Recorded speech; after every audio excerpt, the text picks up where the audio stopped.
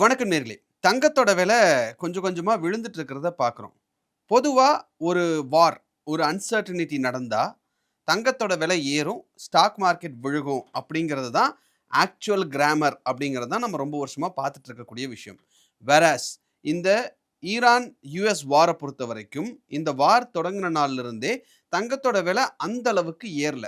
ஏன் குறையுது அப்படின்றதுக்கான காரணங்கள தேடும்போது தான், இன்ட்ரஸ்டிங்கான விஷயங்கள் தெரிஞ்சது. ஒரு சில காரணங்களும் தெரிஞ்சது. இந்த காரணங்களால தான் தங்கத்தோட விலை குறையுது அப்படின்னு. அந்த காரணங்கள் என்ன அப்படிங்கிறத எல்லாருக்கும் புரியிற மாரி ஷார்ட்டா எக்ஸ்பிளைன் பண்ண ட்ரை பண்றேன் இப்போ. ஸோ ஹிஸ்டாரிக்கலா ஒவ்வொரு கிரைசிஸ் நம்ம பார்த்திருப்போம். எந்த கிரைசிஸ் வந்தாலும் உதாரணத்துக்கு 2008 ஃபினான்ஷியல் கிரைசிஸ் வந்தப்போ கோல்டு ஏறுச்சு. 2020ல கோவிட் வந்தப்போ கோல்டு ஏறுச்சு. 2022ல ரஷ்யா உக்ரைன் வார் வந்தப்பவும் கோல்டு ஏறுச்சு. ஆனா இப்ப இந்த கிராமருக்கு அப்படியே ஆப்போசிட்டா கோல்டு எல்லாரும் எதிர்பார்த்த மாதிரி டக் டக் டக் டக் டக்னு ஸ்கை ராக்கெட் ஆகல. கோல்டு அதுக்கு மாறா விழ ஆரம்பிச்சிருக்கு. ரொம்ப பெருசா விழல அப்படின்னாலும் இப்ப இருக்கக்கூடிய சிச்சுவேஷனுக்கு விழக்கூடாது அப்படிங்கிறது தானே நம்ம பல நாளா பார்த்திருக்கக்கூடிய ஒரு விஷயமா இருக்கு. அப்படி பார்க்கும்போது கொஞ்ச நாளும் கொஞ்சமா விழ ஆரம்பிச்சிருக்கு அப்படிங்கிறது தான் மிக முக்கியமான விஷயமா இதில நம்ம பார்க்குறோம். அது ஏன்? வேர்ல்ட் லெவல்ல ஒரு கிரைசிஸ் வருது அப்படின்னா, ஆட்டோமேட்டிக்கா ஸ்டாக் மார்க்கெட்ஸ் எல்லாமே கிராஷ் ஆகும். ரியல் எஸ்டேட் வந்து ஒரு அன்சர்டனிட்டி வரும். ஸோ அங்க வந்து வாலடைலிட்டி அப்படிங்கிறது ரொம்பவே ஆல்ரெடி ரியல் எஸ்டேட்ல கம்மியா இருக்கும். கரன்சிஸ் எல்லாம் வீக் ஆகும். அப்படி இருக்கக்கூடிய சிச்சுவேஷன்ல கையில பணத்த வச்சிருக்கக்கூடிய இன்வெஸ்டர்ஸ் பணத்த சேஃபா வச்சுக்கிறதுக்கு கொண்டு போய் கோல்ட்ல இன்வெஸ்ட் பண்ணுவாங்க. ஸோ கோல்ட்ல அதிகமான மக்கள் இன்வெஸ்ட் பண்ணும்போது தங்கத்தோட விலை அதிகரிக்குது. ஆனா, இப்ப அப்படி ஒரு சிச்சுவேஷன் இல்லையா அப்படின்னு கேட்டா, இல்லை அப்படிங்கிறது தான் அதுக்கு இருக்கக்கூடிய பதில். வாரே வந்தாலும் தங்கத்த இப்ப வித்துக்கிட்டு இருக்காங்க. இல்ல வாங்குறது குறைஞ்சிருக்கு அப்படிங்கிறது தான் வந்திருக்கக்கூடிய ஆர்டிகிள்ஸ், வந்திருக்கக்கூடிய நியூஸ்ல இருந்தெல்லாம் கிடைச்ச விஷயமா இருக்கு. ஸோ, ஏன் கோல்டு பிரைஸ் வந்து இறங்குது அப்படிங்கிறதுக்கு reason number 1. Gold already too expensive. Trump வந்தாரு, டாரிஃப் போட்டாரு, ஸ்டாக் மார்க்கெட்ஸ் எல்லாம் விழ ஆரம்பிச்சது, கோல்டு பிரைஸ் கன்னாபின்னான்னு ஏற ஆரம்பிச்சது. ஸோ கோல்டு எதிர்பார்க்காத அளவுக்கு ஒரே வருஷத்துல 80-90% ஏற்கனவே ஏறிடுச்சு. It has become too expensive for now. So last 2 இயர்ஸ்ல நீங்க எடுத்து பார்த்தீங்க அப்படின்னா கோல்ட் ஹஸ் நியர்லி டபுள்ட். அதே மாதிரி சில்வர் வந்து 3 மடங்கு பிரைஸ் ஏறினதையும் நம்ம பார்த்தோம். ஸோ இது இப்ப இப்படி புரிஞ்சுப்போமே, உங்க ஊர்ல உங்களுக்கு ஒரு வீடு இருக்கு. ஒரு வருஷத்துல 50,00,000 இருந்து அந்த வீடு திடீர்னு 1,00,00,000 ரூபாயா மாறிடுச்சுன்னு வச்சுக்கோங்களேன். நீங்க அத வந்து 1.2 crore மாறும் அப்படின்னு சொல்லி மறுபடியும் எக்ஸ்பெக்ட் பண்ணுவீங்களா? இல்ல 50,00,000 இருந்து ஏற்கனவே 1,00,00,000 ரூபாயா இன்கிரீஸ் ஆயிருக்கிறது அப்படிங்கிறதே நல்ல பிரைஸ் அப்படின்னு பார்த்து அத விக்கிறதுக்கு ட்ரை பண்ணுவீங்களா? அப்படிங்கிறது தான் பேஸான கேள்வி. இதே விஷயம் தான் கோல்ட்லயும் நடந்திருக்கு. ஸோ ஏற்கனவே நல்ல லாபம் கோல்டு குடுத்துருச்சு அப்படிங்கிறதுனால எல்லாரும் கோல்ட வித்துட்டு ப்ராஃபிட்ட புக் பண்றதுனால ரிசல்ட் கோல்டுடைய பிரைஸ்ல சரிவு. 2வது முக்கியமான ரீசன் வந்து ஸ்பெகுலேஷன் பாம். இது வந்து கொஞ்சம் இன்ட்ரஸ்டிங்கான ரீசன்னே கூட சொல்லலாம். இந்தியாவை பொறுத்தவரைக்கும் ஸ்பெசிஃபிக்கா. ஸ்பெகுலேஷன் அப்படின்னா என்ன அப்படின்னா, ரியல் இன்வெஸ்ட்மென்ட்க்கும் ஸ்பெகுலேஷனுக்கும் ஒரு டிஃபரன்ஸ் இருக்கு. இப்போ கோல்ட வந்து நீங்க லாங் டெர்ம்ல வாங்கி ஒரு 10 வருஷத்துக்கு நீங்க அத வச்சிருக்கீங்க அப்படின்னா, அது இன்வெஸ்ட்மென்ட். என்ன ஆனாலும் நீங்க அத விக்க மாட்டீங்க. வேராஸ் அடுத்த மாசம் கோல்ட் ரேட் ஏறப்போகுது அப்படிங்கிறத ஏதோ ஒரு தகவல் மூலமா இன்னைக்கு தெரிஞ்சுட்டு, இன்னைக்கு 1 கிலோ கோல்ட வாங்கி அடுத்த மாசமே வித்துட்டு வெளிய வந்துரலாம்.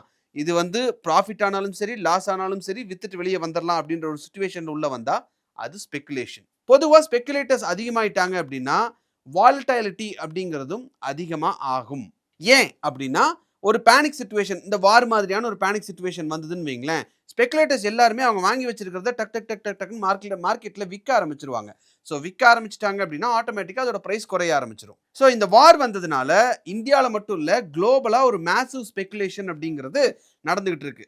2026 ஜான்வரியில வந்த ஒரு நியூஸ நம்ம பார்த்துட்டு, அந்த டாட்ஸ கனெக்ட் பண்ணோம் அப்படின்னா, இது நமக்கு இன்னும் கிளியரா புரியும். இந்தியன்ஸ் ஃபர்ஸ்ட் டைம் கோல்ட் இடிஎஃப்ல அதாவது ஈக்விட்டி மியூச்சுவல் ஃபண்ட்ல இன்வெஸ்ட் பண்றத விட கோல்ட் இடிஎஃப்ல அதிகமா இன்வெஸ்ட் பண்ணியிருக்காங்க அப்படின்ற ஒரு செய்தி வந்தது. ஸோ நிறைய பேர் கோல்ட் இடிஎஃப்ல இன்வெஸ்ட் பண்ணியிருக்காங்க. கோல்டு பிரைஸ் ஏறி இருக்கு. கோல்டு பிரைஸ் ஏறின உடனேயும் வார் வந்திருக்கு. வார் வந்ததுல ஸ்பெகுலேட்டர்ஸ் எல்லாம் ப்ராஃபிட்ட புக் பண்ணிட்டு வெளிய வர ஆரம்பிச்சிருக்காங்க. அடுத்தது ரீசன் 3. அது என்ன அப்படின்னா, மார்ஜின் கால் ஃபெசிலிட்டி. இது வந்து ஒரு இம்பார்ட்டன்ட்டான கான்செப்ட். இத சிம்பிளா எக்ஸ்பிளைன் பண்ணணும் அப்படின்னா, நீங்க வந்து ஒரு ₹1,00,000 ஷேர்ஸ் வாங்கணும் அப்படின்னு நீங்க நினைக்கிறீங்க. உங்ககிட்ட ஒரு ₹30,000 தான் இருக்கு அப்படின்னா, புரோக்கர் மீதம் இருக்கக்கூடிய அந்த ₹70,000 உங்களுக்கு குடுக்குறார். இதுதான் அந்த மார்ஜின். இப்போ நீங்க வாங்கியிருக்கக்கூடிய ஸ்டாக் பிரைஸ் கீழ போகுது அப்படின்னா, புரோக்கர் உடனே உங்ககிட்ட என்ன சொல்லுவாரு? நீங்க கொலேட்ரலா ஆல்ரெடி குடுத்திருக்கிறது ரூ. 30,000. மிச்சம் இருக்கிற 70,000 நான் போட்டிருக்கேன். ஆல்ரெடி நீங்க செலக்ட் பண்ண ஸ்டாக்கு விழ ஆரம்பிச்சிருக்கு. அதுல ஒரு ரூ. 10,000 லாஸ் ஆயிருக்கு அப்படின்னா, நீங்க குடுத்த ரூ. 30,000ல ரூ. 10,000 நான் கழிச்சிடுவேன். ஸோ இந்த ட்ரேட் அப்படியே கன்டின்யூ ஆகணும்னா, நீங்க இன்னொரு ரூ. 10,000 எக்ஸ்ட்ராவா கட்டுங்க அப்படின்னு சொல்லி, அந்த புரோக்கர் உங்ககிட்ட சொல்லுவாரு. இது பொதுவா ட்ரேடிங்ல நடக்கக்கூடிய ஒரு விஷயம். இத வந்து மார்ஜின் கால் அப்படின்னு சொல்லுவாங்க. ஸோ ஈரான் யுஎஸ் வார் வந்தோனயும் ஸ்டாக் மார்க்கெட் கிராஷ் ஆகுது, கிரிப்டோ மார்க்கெட் கிராஷ் ஆகுது. ட்ரேடர்ஸ்க்கு மார்ஜின் கால்ஸ் வருது. ஏன்னா, நீங்க வாங்கி வச்சிருக்கிற ஷேர்ஸ் பிரைஸ் குறைய ஆரம்பிக்குது. நீங்க போட்ட பணத்துல அந்த லாஸ அட்ஜஸ்ட் பண்ணிட்டேன். இன்னும் அதிகமா பணத்த கட்டு அப்படின்னு சொல்லி மார்ஜின் கால்க்கு வந்து புரோக்கர்ஸ்ட்ட இருந்து கால் வருது. ஸோ இப்படி ட்ரேடர்ஸ் கிட்ட புரோக்கர்ஸ் மார்ஜின் கால் நீங்க கட்டுங்க அப்படின்னு சொல்லி, பணம் கட்டுங்க அப்படின்னு சொல்லி அவங்க சொன்னாங்க அப்படின்னா, உடனடியா ட்ரேடர்ஸ்ட்ட கையில பணம் இருக்கணும்ல. அப்ப என்ன பண்ணுவாங்க?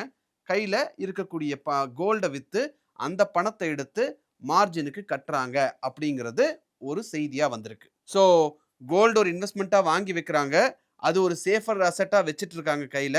அதுக்கான வேல்யூ வாங்குன வேலையிலிருந்து ஒரு 50லிருந்து 60% குறைஞ்சபட்சம் இன்கிரீஸ் ஆயிருக்கும். வேணும் அப்படின்னா டக்குன்னு உடனே வித்துற முடியும். அந்த வித்த பணத்த எடுத்து மறுபடியும் ஸ்டாக் மார்க்கெட்ல போட்டு மார்ஜின்க்கான அந்த பணத்த கட்டுறாங்க. ஸோ பொதுவா நம்ம நினைக்கிறது வந்து இந்த மாரி ஒரு கிரைசிஸ் வந்தா எல்லாரும் கோல்டு வாங்குறதுக்கு தான் ஆசைப்படுவாங்க அப்படிங்கிற ஒரு விஷயத்த நம்ம பார்த்துருக்கோம். இந்த ஸ்டாக் மார்க்கெட் ட்ரேடிங்க பொறுத்தவரைக்கும் நீங்க பார்த்தீங்கன்னா, இந்த மாரி கிரைசிஸ் வரும்போது கோல்ட வித்து பணமாக்கி இதுல ட்ரேட் பண்ற விஷயமும் இருக்கு. கோடக் செக்யூரிட்டீஸ் என்ன சொல்றாங்க அப்படின்னா, இந்த மாதிரியான கிரைசிஸ் டைம்ல ட்ரேடர்ஸ் மார்ஜின் ரெக்வயர்மென்ட்ஸ மீட் பண்றதுக்கு கோல்ட வித்து தான் பணத்த கட்டிட்டு இருக்காங்க. அது உண்மதான் அப்படின்ற விஷயத்தையும் அவங்க வெளிப்படையா சொல்லியிருக்காங்க. 4வது ரீசன் என்ன அப்படின்னா, ஆயில் பிரைஸஸ் இன்கிரீஸ் ஆயிட்டு இருக்கிறதும் கோல்டுடைய விலை குறைவதற்கு ஒரு மிக முக்கியமான காரணமாக இருக்கலாம் அப்படின்ற ஒரு தகவலும் வந்திருக்கு. அது என்ன அப்படின்னா, ஈரான் வார் நடக்குது. ஸ்ட்ரெய்ட் ஆஃப் ஹார்மஸ வந்து ஈரான் அவங்க கண்ட்ரோல்குள்ள கொண்டு வராங்க. அப்படி கொண்டு வந்தோன்னையும் ஆயில் பிரைஸஸ் ஷூட் அப் ஆகுது. ஷூட் அப் ஆன உடனேயும் குளோபல் லெவல்ல இன்ஃப்ளேஷன் அப்படிங்கிறது இன்க்ரீஸ் ஆகும். ஏன்னா, க்ரூட் ஆயில் பிரைஸ் இன்க்ரீஸ் ஆச்சுன்னா ஆட்டோமேட்டிக்கா energy prices for example petrol, diesel இந்த மாதிரியான விஷயங்கள் எல்லாத்தோட பிரைஸ் இன்க்ரீஸ் ஆகும். ஆப்வியஸா பால் விலை வரைக்கும் எல்லாத்தோட விலையும் கம்ப்ளீட்டா இன்க்ரீஸ் ஆகுறதுக்கான வாய்ப்புகள் அப்படிங்கிறது இப்ப நம்ம கண்ணு முன்னாடி இருக்கு. ஸோ இன்டர்நேஷனல் லெவல்ல, குளோபல் லெவல்ல இன்ஃப்ளேஷன் இன்க்ரீஸ் ஆயிடுச்சு அப்படின்னா, யுஎஸ்லயும் இன்ஃப்ளேஷன் இன்க்ரீஸ் ஆகும். அதனால யுஎஸ் உடைய ஃபெடரல் ரிசர்வ் இன்ட்ரெஸ்ட் ரேட்ட குறைக்க மாட்டாங்க. ரேட் கட்ஸ் டிலே ஆகும். பொதுவா இன்ட்ரெஸ்ட் ரேட்டுக்கும் கோல்டுக்கும் ஒரு லிங்க் இருக்கு. ரேட் கட் நடந்தது அப்படின்னா கோல்டோட பிரைஸ் இன்க்ரீஸ் ஆகும். ரேட் கட் ஏறுச்சு அப்படின்னா கோல்டோட பிரைஸ் குறையும். ஸோ ரேட் கட்ஸ் டிலே ஆகும் அப்படிங்கிறதுனால, இன்ஃப்ளேஷன் ஜாஸ்தியா இருக்கிறதுனால ரேட் கட்ஸ் டிலே ஆகும் அப்படிங்கிறதுனால யுஎஸ்ல இன்ட்ரெஸ்ட் ரேட் ஹையாவே தான் இருக்கிறதுக்கு வாய்ப்பு இருக்கு.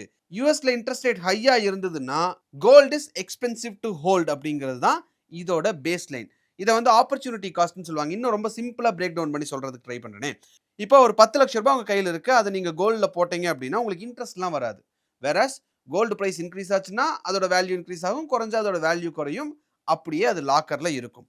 வேறஸ் இந்த 10 லட்சம் ரூபாயை நீங்க யுஎஸ் பாண்ட்ல போட்டீங்கன்னா அதுக்கு 4.5% 5% ஒவ்வொரு வருஷமும் வட்டி வந்துட்டு இருக்கும். ஏறக்குறைய ஒரு 50,000 ஒரு வருஷத்துக்கு வட்டி வரும். ஸோ அதனால தான் எப்பயுமே இன்வெஸ்டர்ஸ் என்ன பண்றாங்க அப்படின்னா, ஃபெடரல் ரிசர்வ் உடைய இன்ட்ரெஸ்ட் ரேட் ஜாஸ்தியா இருந்தது அப்படின்னா கோல்ட வித்துட்டு அந்த பணத்தை எடுத்து ஹையர் இன்ட்ரெஸ்ட் ரேட் வருது அப்படின்றதுக்காக யுஎஸ் பாண்ட்ஸ்ல போட்டுருவாங்க.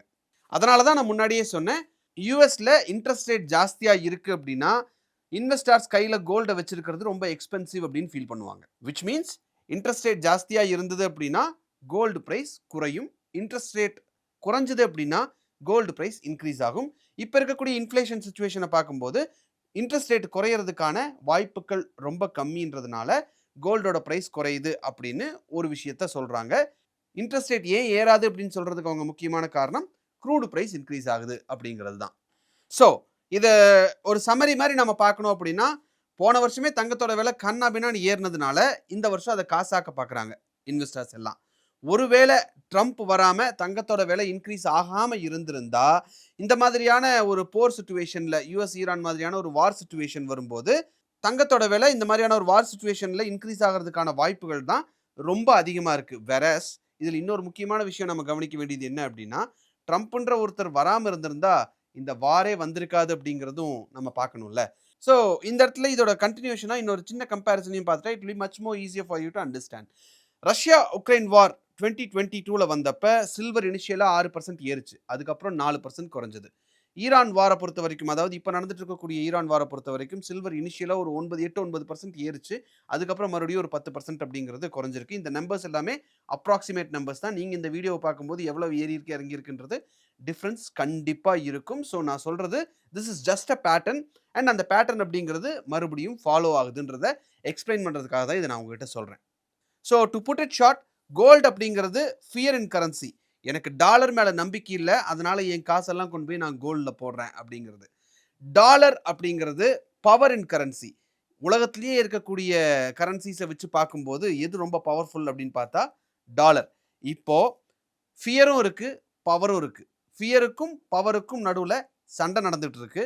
அந்த சண்டையில கோல்டு கன்ஃப்யூஸ் ஆயிருக்கு. இதுதான் ஆக்சுவல் சினாரியோ. ஸோ கோல்டோட விலை ஏன் குறைஞ்சுக்கிட்டே இருக்கு அப்படின்ற கேள்விக்கு உங்களுக்கு இப்போ பதில் கிடைச்சிருக்கும்னு நினைக்கிறேன். இந்த வீடியோ உங்களுக்கு பிடிச்சிருந்தா இந்த வீடியோவை லைக் பண்ணுங்க, ஷேர் பண்ணுங்க, கமெண்ட் பண்ணுங்க, சப்ஸ்கிரைப் பண்ணுங்க. Thank you.